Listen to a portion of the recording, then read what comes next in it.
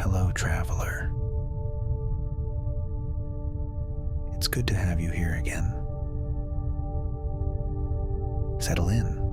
Let the weight of the day sink down into wherever you're lying. The mattress, the pillow, the blanket pulled up just right. Breathe in, slow, and to let it go. Tonight, the lantern is coming up on a small waypoint, a quiet little supply dock at the edge of a shipping lane. Nothing dramatic, just a stop for water and bread flour, and maybe something Chandler will call essential. That is not, in fact, essential. There is nowhere else to be tonight. There is nothing to solve. You can close your eyes now and come aboard.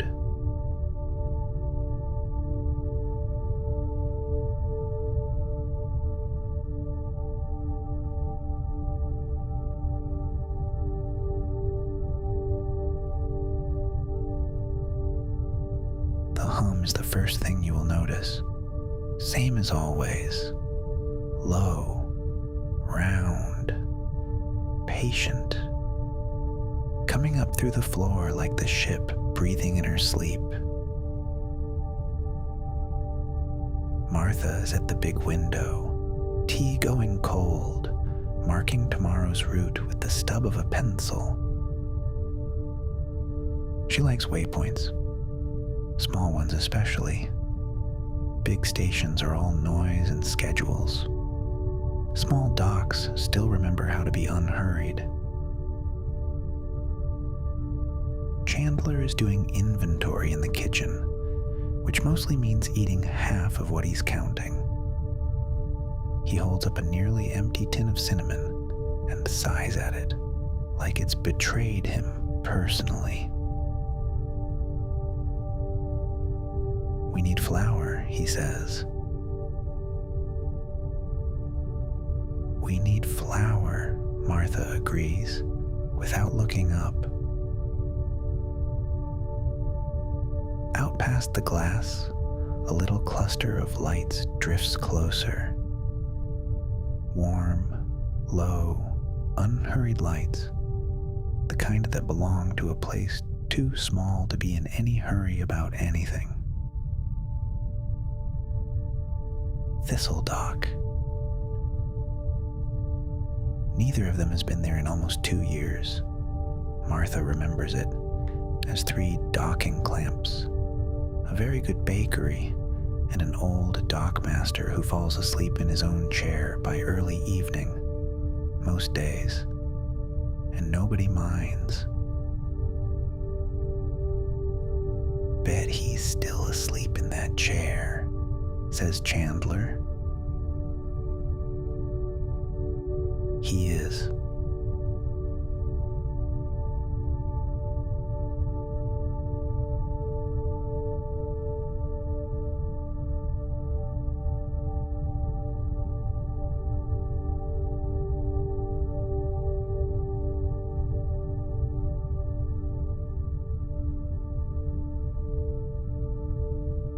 The lantern settles into her clamp with a soft, familiar clunk, less a landing than a sigh. Thistle Dock, up close, is exactly as small and unbothered as Martha remembered. A row of sleepy warehouses, a bakery with its lights still on, more out of habit than commerce at this hour. Crates stacked in loose, patient towers, waiting for ships that are in no rush to collect them. The dockmaster is, indeed, asleep in his chair. Chandler leaves the docking fee in the little tin beside him, the way you're meant to, and doesn't wake him. They split up, the way they always do at a stop like this. Martha toward the water pump with her jugs, Chandler toward the bakery, already composing his flour-related apology to the ship's storage limits. It's on his way back, arms full, that he hears it.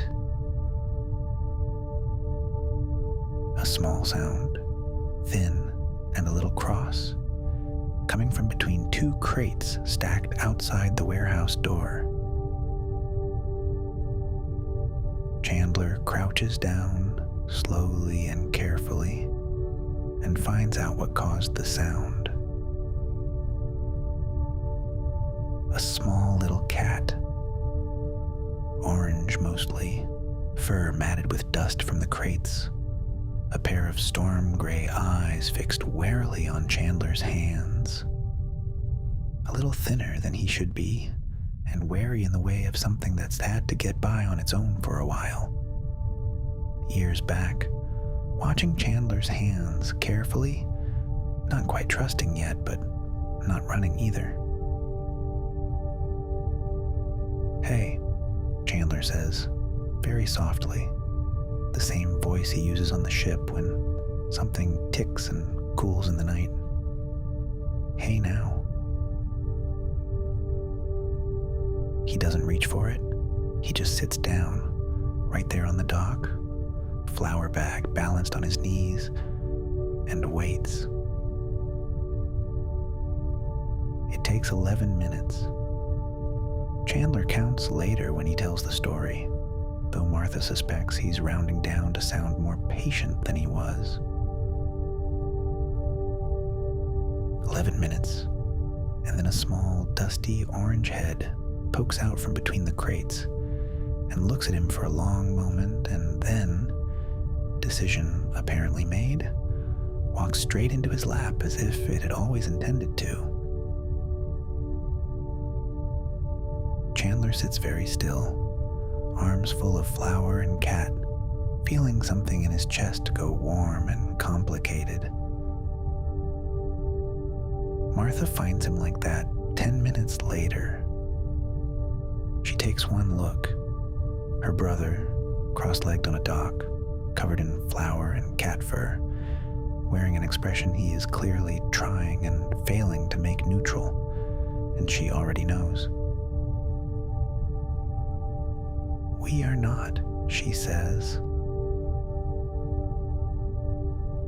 "I didn't say anything," says Chandler. "You didn't have to." They ask around, quickly, quietly. The bakery, the warehouse hands loading a freighter nearby, even the dockmaster, gently woken for just this. Nobody claims him. A warehouse worker thinks he's been living around the crates for a couple of weeks, showing up, disappearing, getting by. Nobody minds him. Nobody's looking for him either. So it comes down to the family way of deciding things. Martha digs the old coin out of her jacket pocket, the one from the lighthouse kitchen, worn smooth on both faces from decades of settling exactly this kind of question. Heads, he stays. Tails, we find him a home here at the dock, with someone who can look after him properly, she says, in her most reasonable cartographer's voice. Chandler looks at the cat. The cat, without any sense of the stakes, headbutts him gently under the chin. Martha flips the coin. It doesn't matter which way it lands. It never really did. Not once Chandler sat down on that dock and waited 11 minutes. Martha knew that before she even reached for the coin. She flips it anyway because that's tradition, and some traditions are worth keeping even when the outcome was decided. The moment a small cat chose a lap to walk into. Heads. Well, says Martha, pocketing the coin, trying and failing to sound surprised.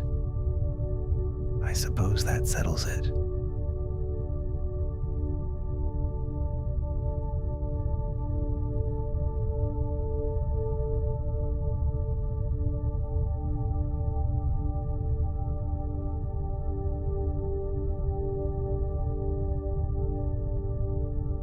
They name him on the walk back to the ship.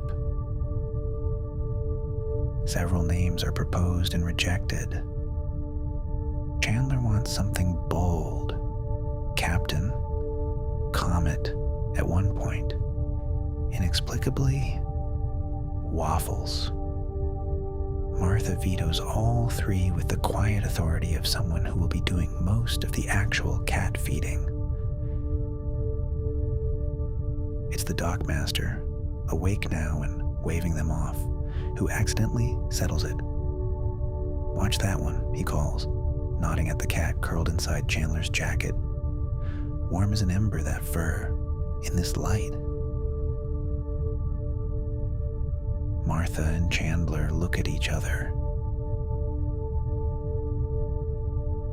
Ember, they both say at the same time, which, between these two, is as close to a unanimous vote as anything ever gets.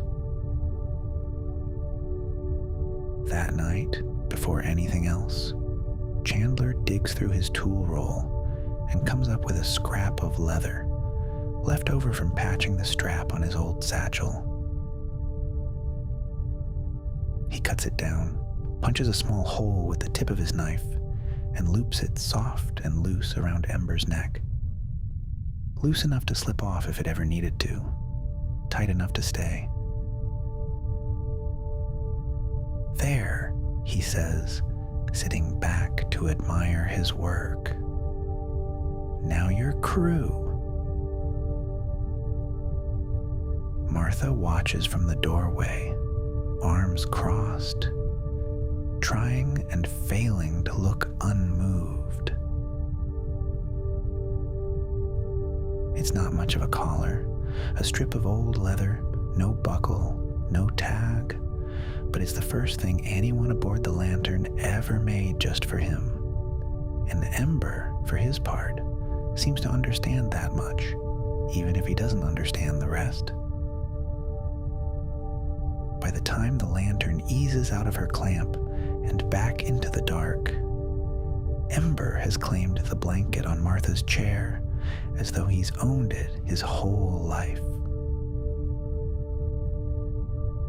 The ship carries them on into a stretch of space the old charts call the Long Quiet, a wide settled hush between shipping lanes where the stars are few and unhurried, and even the dust seems to have decided to slow down. Martha sits at the window with her tea, watching Ember instead of the stars for once. He is doing what cats do after a very long, very uncertain stretch of days, deciding slowly that it might actually be safe to rest.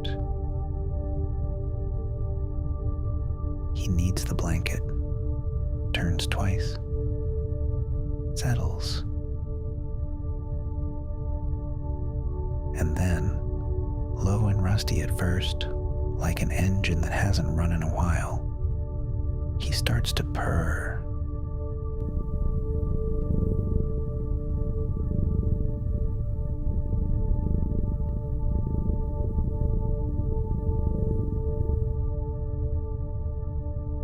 It's Chandler who notices first from the kitchen doorway, tea towel over one shoulder. A sound against the window, small, soft, repeating. He looks up. So does Martha. Outside the glass, where there is no air, no sky, Nothing at all for 100 million miles that could reasonably hold a single drop of water. It is raining.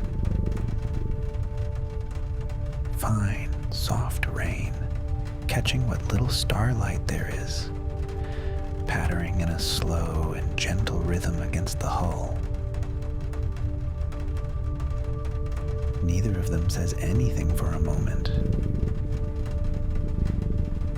Martha looks at the sensor panel. It shows exactly what it should show, out there. Nothing. Vacuum. Cold. Empty. And yet, she looks at Ember, purring contentedly against her leg, entirely unbothered by the small impossibility unfolding just beyond the glass. That's not. She starts and stops because she doesn't have a way to finish the sentence that makes any sense at all. Sure it is, says Chandler from the doorway, not even trying to hide his smile. It's raining. Martha doesn't argue. There isn't really an argument to have. She reaches for her brass recorder instead and holds it up to the glass and lets it run for a while, recording a sound that, by every law she knows, should not exist. She labels the file later in her careful hand. Impossible. Lovely anyway. Some mysteries, as she herself once said, are better kept warm.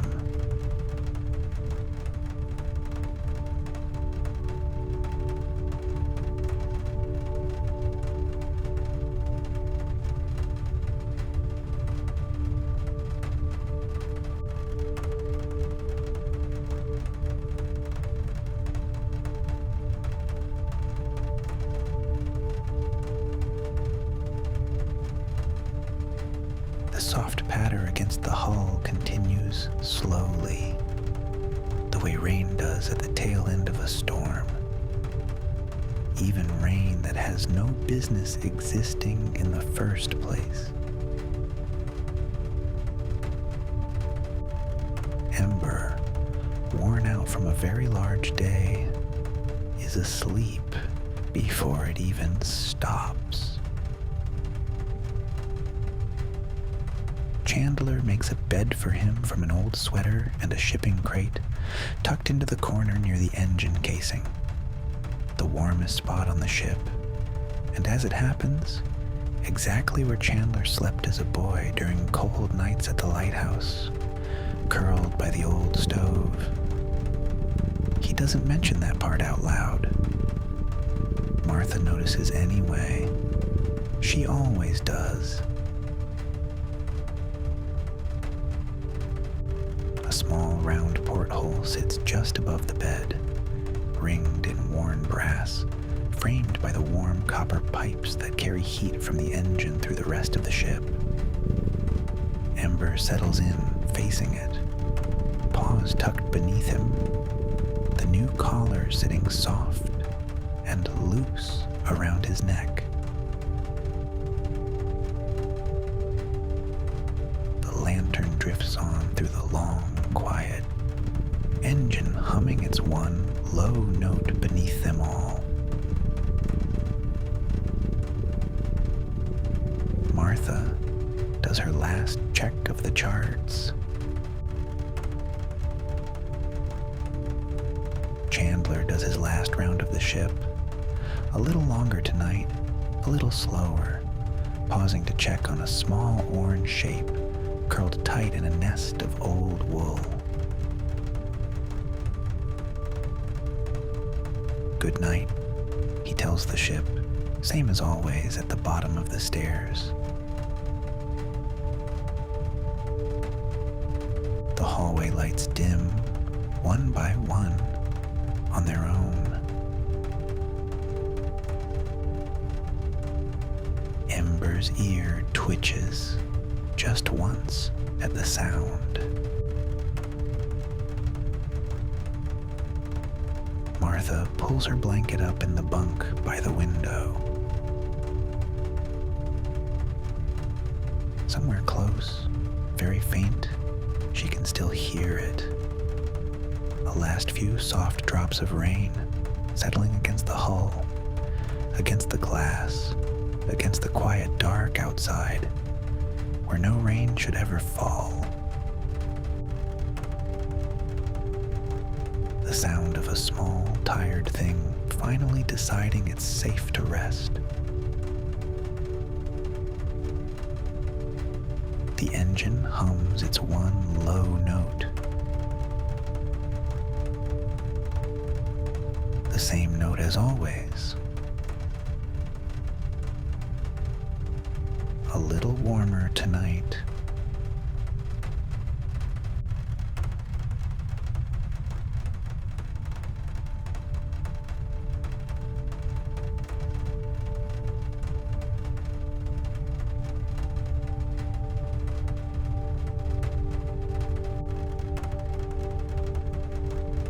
The lantern sails on, slow and certain, through the gentle dark.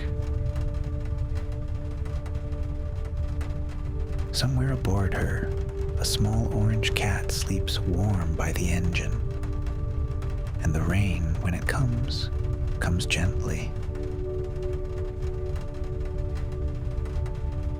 All is well aboard, all is well back home, all is well where you are. Sleep now, traveler. The stars will keep watch tonight.